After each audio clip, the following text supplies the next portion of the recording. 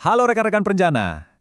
Oke, langsung aja kita mulai ya. Di panduan kali ini, kita bakal membedah tuntas gimana sih perjalanan kronologi sebuah rencana strategis atau renstra kementerian dan lembaga itu. Ibaratnya nih, dari yang tadinya cuma sekedar ide dasar di atas kertas, sampai benar-benar jadi kenyataan yang siap dieksekusi di lapangan. Nah, semua yang bakal kita bahas hari ini itu nggak sembarangan ya. Semuanya berakar kuat pada satu aturan utama, yaitu Peraturan Presiden Nomor 80 Tahun 2025. Perpres ini ibarat kompas utama kita, yang memastikan kalau setiap program dan anggaran yang Anda susun itu benar-benar sejalan menuju visi besar kita, Indonesia Emas 2045. Biar gampang, ini peta jalan bahasan kita hari ini. Kita bakal menelusuri seluruh siklus hidup Renstra, mulai dari pengantar penyusunan, masuk ke tahap perancangan teknokratik, penyelarasan, penelaahan, dan penyesuaian, sampai ke tahap persetujuan, dan oh ya, kita juga akan singgung mekanisme kalau nanti butuh perubahan. Yuk, kita langsung masuk ke bagian pertama, yaitu pengantar penyusunan Renstra. Kita lihat dulu gambaran besarnya ya, gimana visi sebuah birokrasi ini pelan-pelan bertransformasi jadi rencana aksi. Kalau kita lihat di pasal 7 Perpres tersebut, ada 5 tahapan makro yang wajib, sekali lagi wajib, diikuti oleh setiap kementerian dan lembaga. Dimulai dari rancangan teknokratik, lalu rancangan Renstra itu sendiri, masuk ke penelaahan, penyesuaian, dan puncaknya di persetujuan. Ini bukan sekedar urutan administrasi biasa loh, ini cara kita menjamin sinkronisasi total dengan tujuan nasional. Oke, masuk ke tahap pertama, rancangan teknokratik. Ini adalah cetak biru paling fondasional. Yang menariknya, proses ini itu justru udah mulai terbentuk jauh sebelum sebuah pemerintahan yang baru resmi menjabat loh. Tapi sebelum ngomongin deadline, kita harus sepakat dulu nih soal apa itu sebenarnya rancangan teknokratik. Tolong diingat ya, ini tuh bukan sekedar tumpukan kertas formalitas. Ini adalah perencanaan berbasis bukti. Kita pakai metode ilmiah buat menganalisis kondisi objektif, menggabungkan hasil evaluasi di sektor Anda, dan yang paling krusial, menyerap aspirasi masyarakat. Jadi, perencanaannya benar-benar membumi. Coba perhatikan deh betapa awalnya proses ini dimulai. Instansi Anda itu udah bisa mulai menyusun draft ini dari bulan November, ya, tepat 2 tahun sebelum tahun pertama periode Renstra dimulai.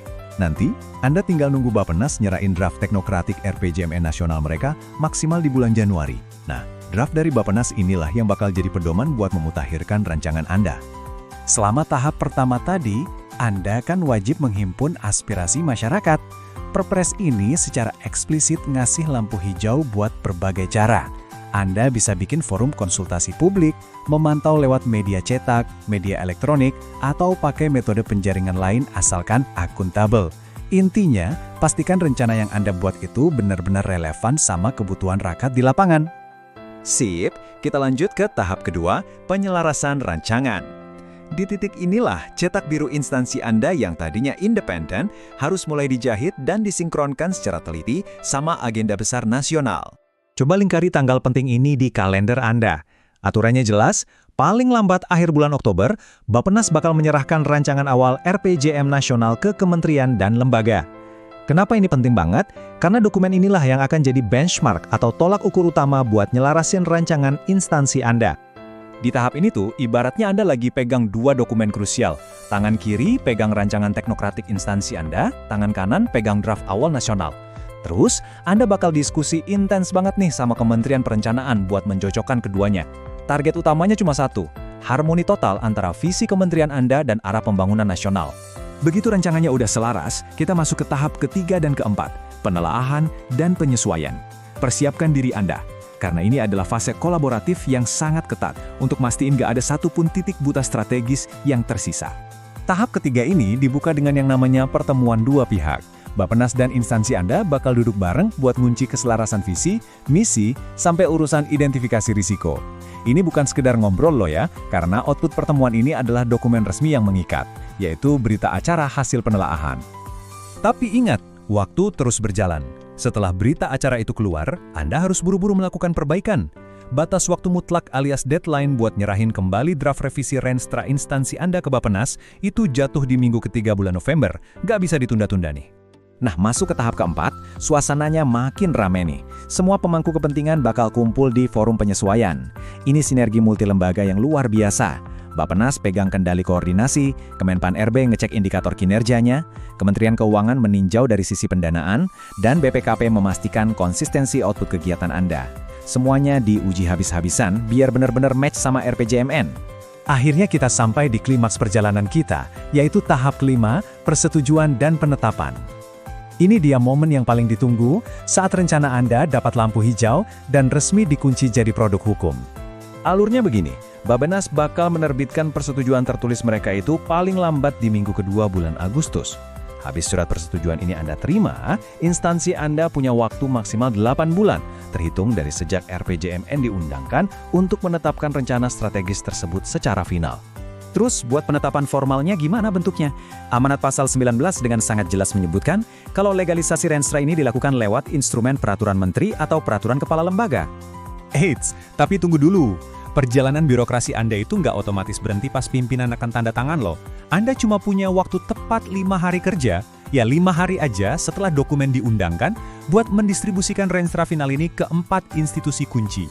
Kementerian Perencanaan, Kemendagri, Kementerian Keuangan, dan Kemenpan RB. Jangan sampai kelupaan yang satu ini.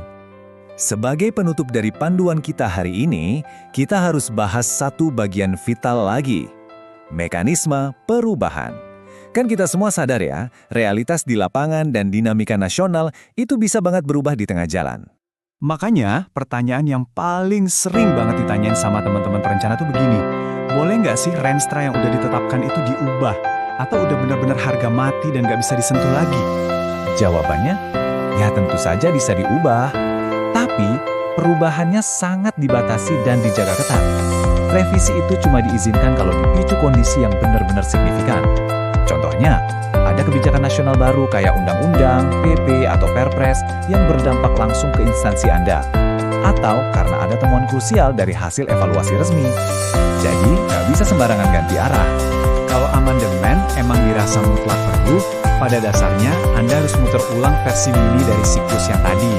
Mulai dari nyusun usulan ke Bappenas, bikin pertemuan dua pihak lagi, oh ya, plus ngajak ke Menko kalau perubahannya nyenggol urusan pendanaan, dan pastinya mengamankan persetujuan tertulis yang baru sebelum ditetapkan ulang. Pada akhirnya, disiplin mematuhi tahapan-tahapan dari Perpres 80 tahun 2025 ini adalah jaminan.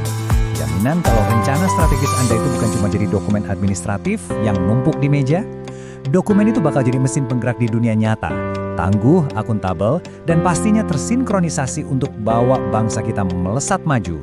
Pertanyaan buat Anda sekarang, udah seberapa siapkah instansi Anda memimpin sinkronisasi visi ini dan mengambil langkah krusial yang pertama?